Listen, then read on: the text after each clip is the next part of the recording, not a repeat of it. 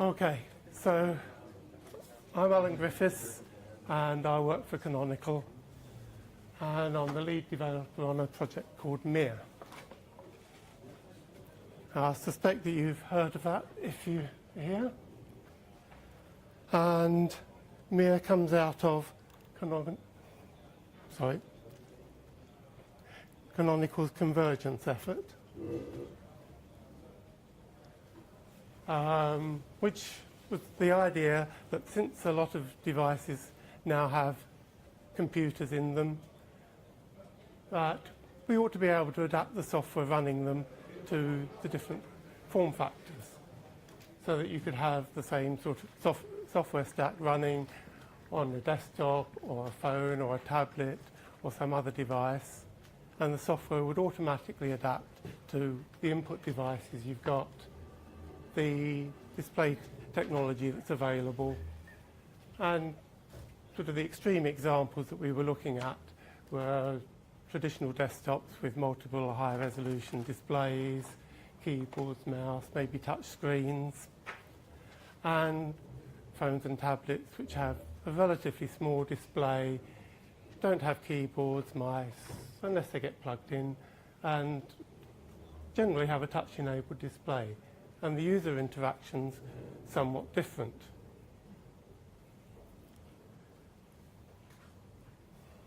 Well, I guess that's not working. So the need that Canonical saw for Mir in that time was that Mir would own the interaction between the applications and the output devices, and between the applications and the input devices, and the shell and the application, and it would provide a basic level of consistency regardless of the form factor that you were working with.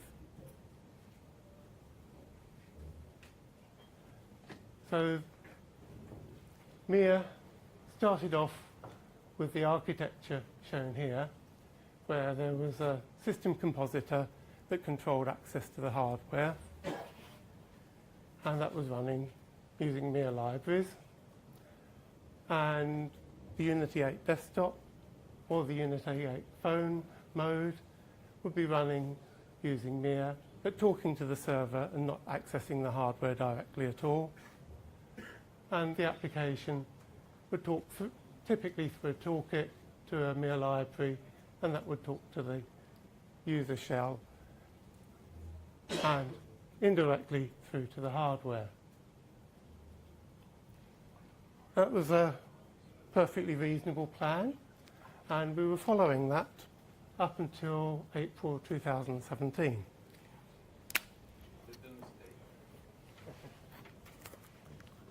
Sorry, what was that? The doomsday. The doomsday for a lot of the convergence project. But in the process, Mir did deliver.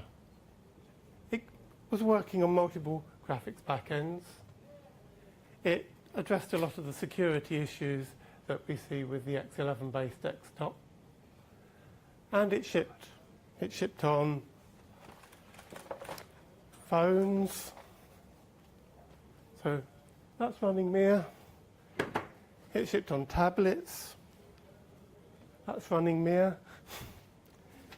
We have it running on Internet of Things devices. That's a Dragon board. I'm not going to try and demonstrate them now, but this kit exists and Mir works on it.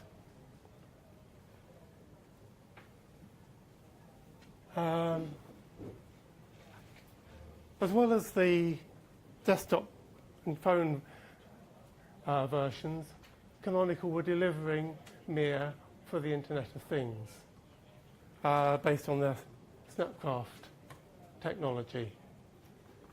So here we have a similar situation where the application talks to a Mir library which communicates to a Mir server, and that deals with the hardware.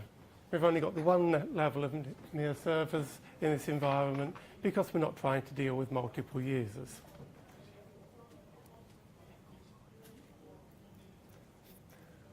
Now, the design of Mir is intentionally flexible. so that if things are not working the way that someone wants it to, a shell developer can customize it without losing the benefits of the other parts of the library. It provides basic window management defaults without imposing any window management paradigm.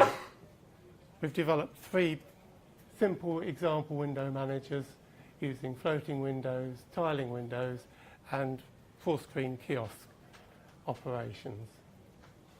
And we did have Unity 8 for the phone, desktop, and converged scenarios. And the plugins allowed us to talk to different hardware stacks, by either running on Mesa with a normal desktop mode, or libhybris and Android HWC for the phone, and we also had a backend that would run on an X11-based desktop. We knew about 3 problem areas with the way that this was going, and they were particularly relevant to anyone that might be considering using Mir to develop their software. One of these was that the ABI for the server-side Mir libraries was unstable. It broke every time we released Mir. Well, strictly, it didn't break on one occasion we released Mir, but we released it often enough that it was a problem. Because Canonical's efforts were focused on the phone for a long time, the toolkit support was really focused on getting things that you wanted to work on a phone sorted out. So there was a lot of desktop-related scenarios that weren't correctly supported by the toolkits. And another killer for anyone outside Canonical looking at using Mir was the fact that we needed distro patches to Mesa. In a bit more detail, because we had an unstable ABI in Mir, that meant for the Mir team, we had a lot of extra work to do on a release. We couldn't simply validate that we did the same as the previous version and more. We had to rebuild the downstream projects, which were possibly changing at the same time, and integrate those into a test harness development silo, run the tests for both our software and the downstream software, and do some manual tests to try and identify where problems were coming from.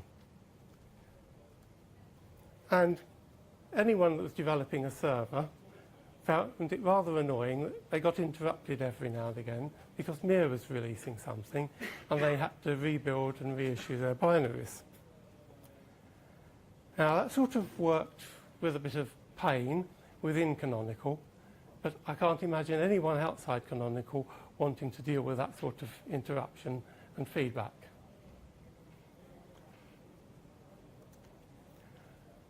The toolkit support. We got Mir code into a number of toolkits and other sorts of backends, and it sort of worked for some scenarios. But for the toolkit projects, it means they got code contributed to them that only ever got used by Mir and only on platforms where Mir existed, and that really was just the phone.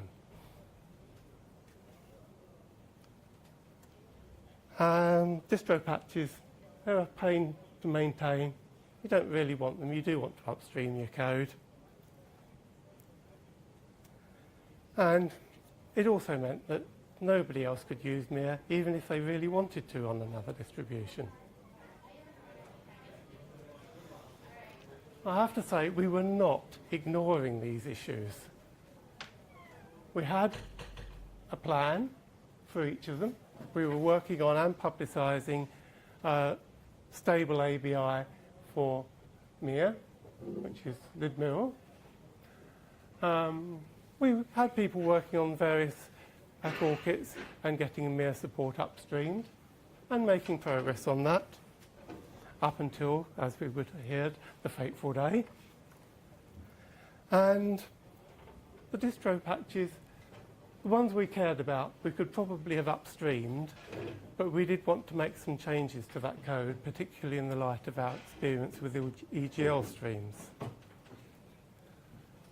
So we wanted to improve that, and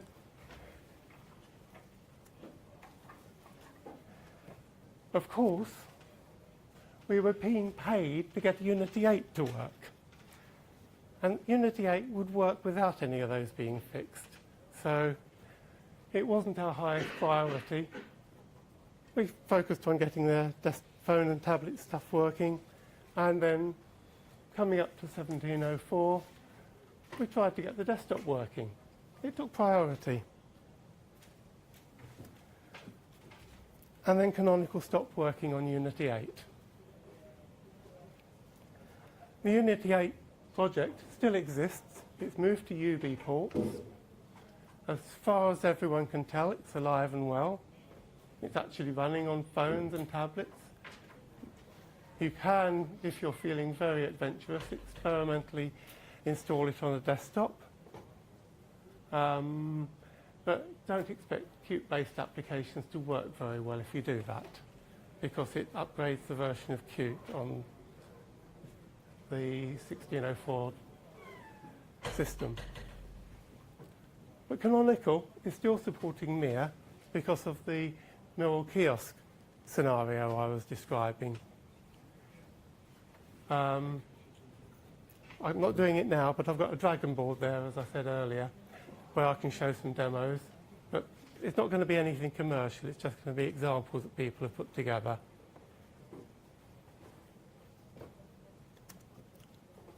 So, since the fateful day, we're fixed to these problems. We have a new ABI for the Mir server development called libmirserver.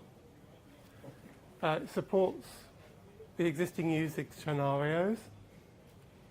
There are a few things that we still have to complete on that, particularly around the area of things like animations and transitions. I'll mention a bit more on that later. And the server projects, which now are owned by UB ports, work has been started on the migration to libmirserver, but it still needs to complete. But once that's completed, it will be possible to release Mir without causing them to have to rebuild things.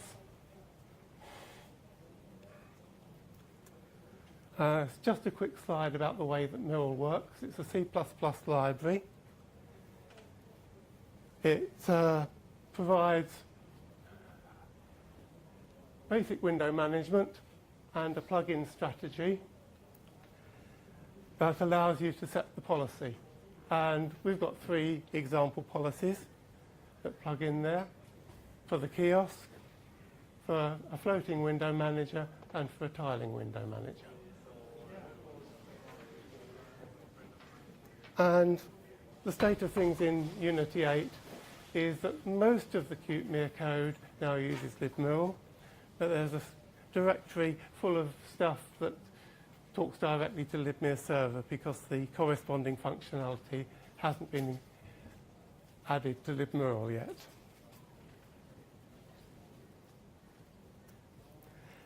We found a way to solve our problem with poor toolkit support. We just decided we'd support another communication protocol known as Wayland. That means we don't need to upstream Mir code to various backends. Qt just works with Wayland. SDL2 works with Wayland. GDK needs an extension to Wayland, known as XGG shell. And that sort of works. Toolkit side, there's nothing Mir specific, but toolkits are still a work in progress as far as Wayland support's concerned. And some things work better than others. Now, I'd like to point out that here I'm running Mir, so I can run Mir applications.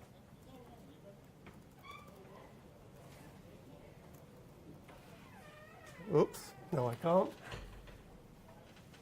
Where's the cursor? Okay, I'll give up on trying to demonstrate that. This is the fun you get. I'll just make a point that Mir speaks Wayland.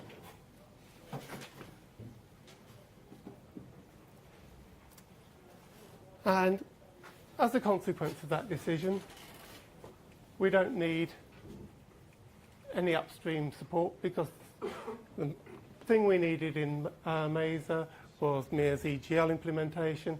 We're just using the Wayland EGL implementation.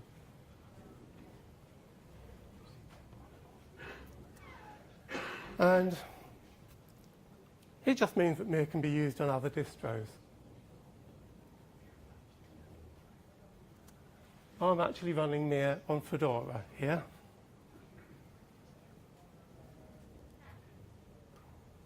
So, just revising this architecture diagram that I showed before. The things that have changed are highlighted in yellow. We've now got a new libmirserver library, and we've got libwayland support for the application.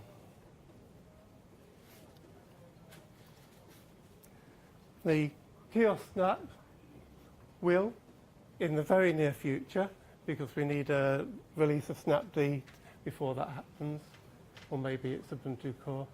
But the Wayland interface has needed considerable sorting out to get it to actually work.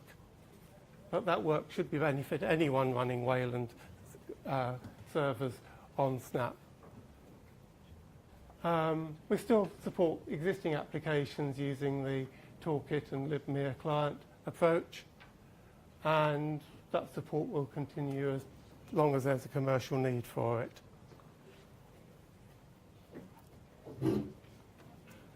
The way I'm running Mir at the moment is to run just a single level of server, accessing the hardware.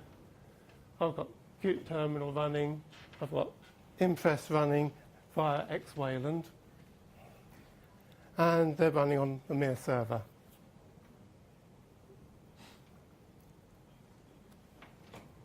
Whoops, wrong button. A bit more about the Mir platforms. These are dynamically loadable. Canonical developed the Mesa KMS, Mesa X11 and libhybris Android versions. Obviously, Canonical's lost interest in the libhybris Android version, but UBports has taken on maintenance of that. They've also started work on, and have, at least on the developer machine, a working Wayland plugin. So Mir could run on a Wayland desktop without going through Wayland, although I've not done that myself yet.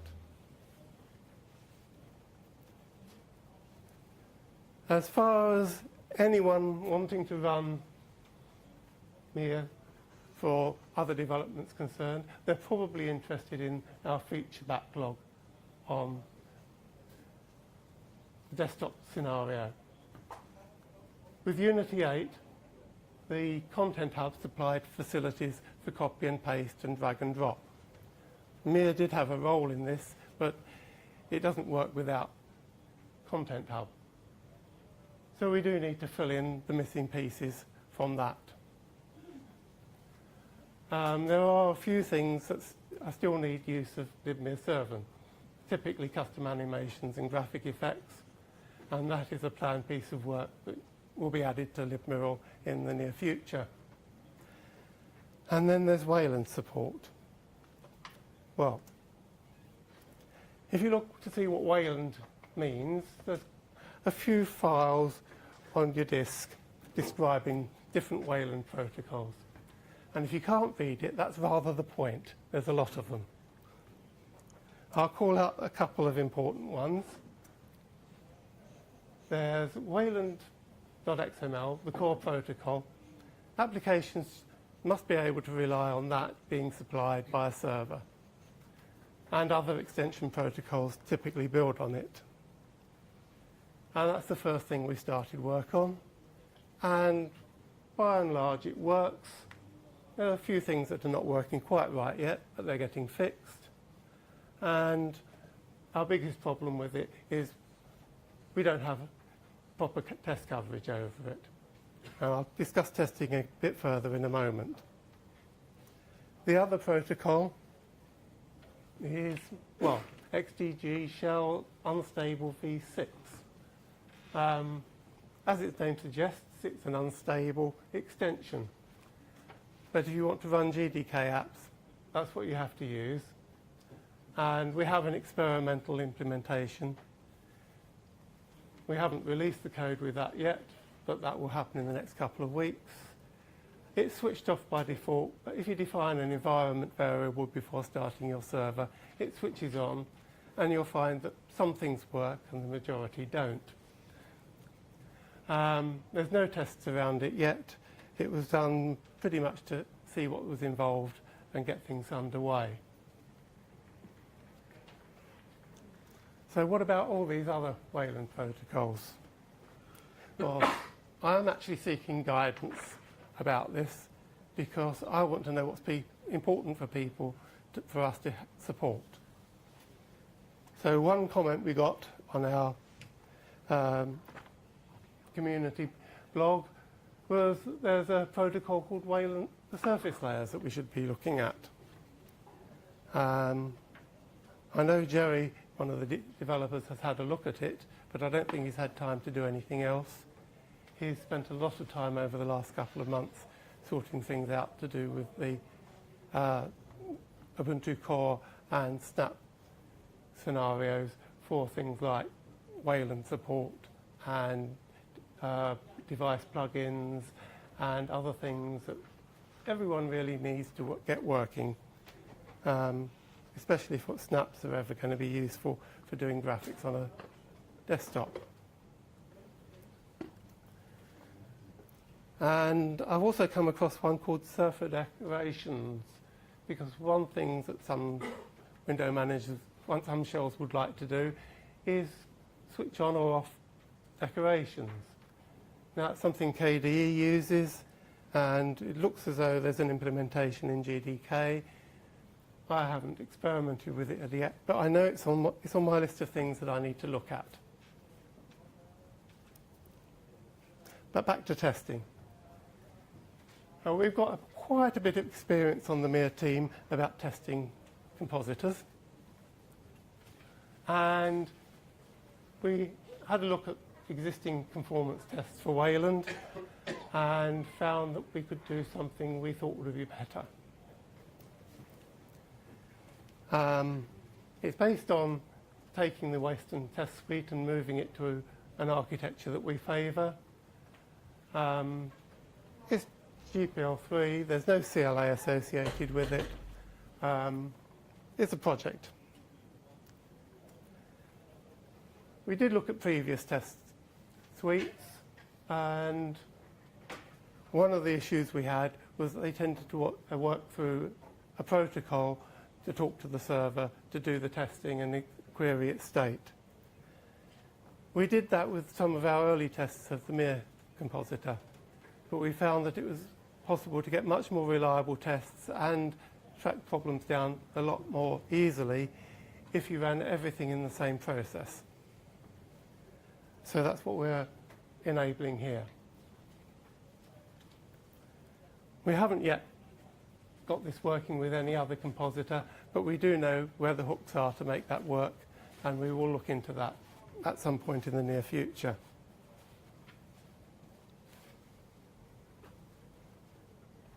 So what we're doing with Wayland support is we're getting the two protocols we've experimented with working correctly and getting them covered with proper tests. We're looking into additional protocols that we need either to cover convergence or to obsolete functionality that currently requires the use of libmir client. Some protocols exist for some of that and some of them don't, and we're open to collaborating on developing these protocols with other interested parties. And anything we do is going to need to respect some of the design goals we had with Mir, particularly around security, because that's still important to Canonical for the cases which is actually paying for the development of Mir.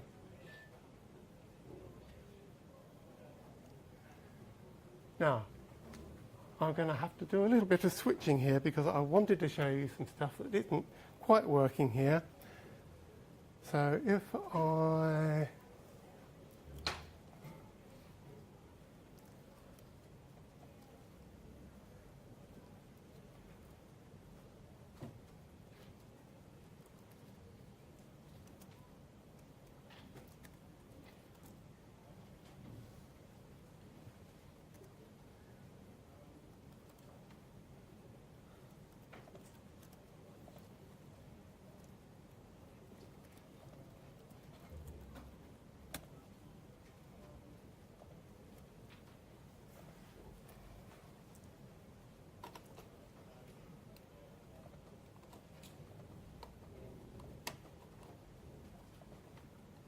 So here's a Qt application, Kate, running on Mir's Wayland support. For some reason, I can't see the cursor from here, but it is on that screen somewhere. Never mind. So it basically works. And I would demonstrate the scrolling stuff on the side if the cursor would actually was visible to me, but I can't.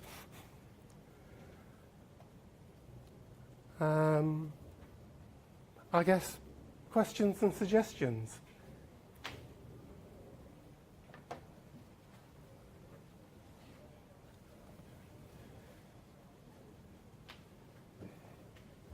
Good question. Yeah. You're basically now a Wayland compositor, correct? In addition to other things, yes.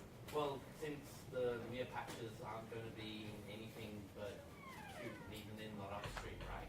Yeah. Like, therefore, in practicality, except on Ubuntu, you're going to just be a Wayland compositor because that's the only thing toolkit's for. Yeah, but Mir is more than just a compositor. So it incorporates a Wayland compositor, but it does more stuff. Okay, good. Right, Wayland compositors can composite and do anything else they like. Yeah. Yeah. So yes. Okay. Yes. He's not only a compositor. Yes. So by extension, libmirserver is now kind of a library for which writing Wayland compositors. libmir would be a better one to use, yes.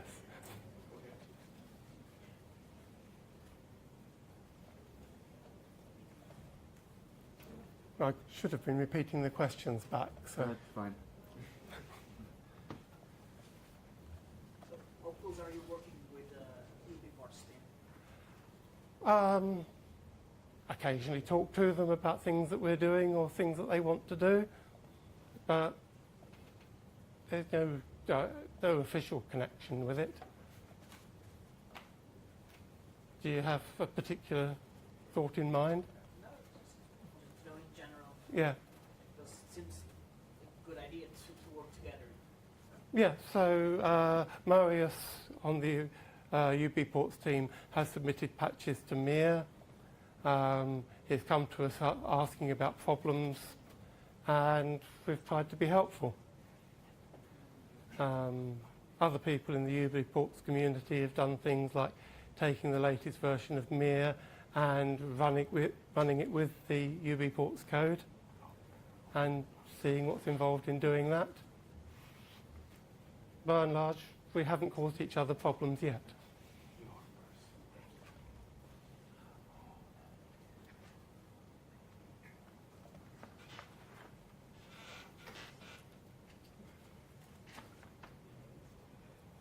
So, oh yes? There seems to be a lot of competition in the space of providing libraries to build compositors on Wayland. So what do you think they're offering? Okay. So, yes, there are a lot of libraries for building compositors on top of Wayland. Mir does that. It's actually been used for a while. And some of the other compositors for doing stuff. It was designed for a lot of the things that are involved. Others have been adapted from being X-based compositors and have a lot of baggage from that history. They're all perfectly good options. Mir was intended to make it easy to build shells, and I think it does do that. But I'd like to see other people try and do that to see whether I'm actually right or whether it's just my opinion.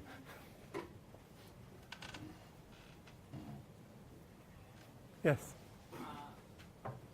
Recently, we heard about some desktop environment people talking about using Mir as a compositor for Wayland instead of other things. So, have you talked with anybody about this? So one of my colleagues, Jerry Boland, has talked to Martin Wimpress, who's the mate lead. This was 6 months or so ago. Obviously, Mir has been changing quite rapidly in that time. I don't think they've actually made a final decision on what they're intending to do. But certainly, we've taken input from that conversation, and that's where some of the things that we want to do came from. Question, earlier you had your architecture where you have a system compositor and a session compositor, right? Yes. And then clients in that. Are you in Wayland land? No one has really decided yet how all of this should work. Whether there should be a system compositor or there should not be, whether everyone should be going to bare metal, etc., etc. What do you think we should do? There is a cost to a system compositor and a bonus. You're using that architecture. We're not doing that architecture right now. We're going bare metal without a system compositor. I know there'll be latency additions and other overhead to run that. You're doing it. What do you think we should do as a community? Because at some point we're going to agree, will there be? Okay, so we did quite a bit of work with the system compositor, session compositor architecture, and before we ever went near the Wayland protocol. We wanted to go that way because of security concerns, amongst others, and wanted to make sure that there was only the one process dealing with the bare metal. And we also looked at did quite a bit of work on bypassing the graphics through one compositor into the other. So we had got down to a very low overhead from having the extra hop in there. Obviously, there is some process context overhead that you can get to, but we were actually drawing the graphics directly from the client into the composite on the session, because it was full screen mode, so we could actually predict what was obscured, what wasn't, and how it composited. But so how does a system compositor really vary in terms of security to a bare metal compositor where we can revoke with system D? So if you switch sections, then you've lost all your access. Are they really any fundamentally different? Do you think that it's better, or is it? I don't know enough to have a firm opinion on it. I was just saying that our experience is you can get the overhead down pretty low if you know that you are doing full screening from each of your sessions. You can do zero copy swap.